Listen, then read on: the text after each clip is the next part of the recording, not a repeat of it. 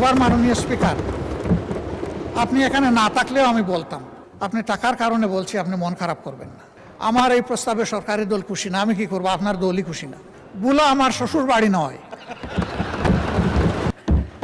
এবার মাননীয় স্পিকার, আপনি এখানে না থাকলেও আমি বলতাম, আপনি টাকার কারণে বলছি, আপনি মন খারাপ করবেন না, আপনি লজ্জা নেবেন না, আপনি ভাববেন না যে আমি আপনাকে খুশি করার জন্য বলছি। আমি আমার দায়বোধের জায়গা থেকে, দেশের ভালোবাসার জায়গা থেকে বলছি। ভোলা দেশের সর্বদক্ষিণের জেলা। এই জেলাটি অন্য কোনো জেলার সাথে স্থলভাগে সংযুক্ত নয়। এটাও একটা ওয়াটার লক জেলা, এটা বাংলাদেশের অংশ। তাদের অধিকার রয়েছে বাংলাদেশের অন্যান্য সকল জায়গার যোগাযোগ ব্যবস্থার যে সুবিধা তারা পেয়ে আসছেন, ভোলা এখন এটা পেতে চায়, এটা পাওয়া তাদের অধিকার।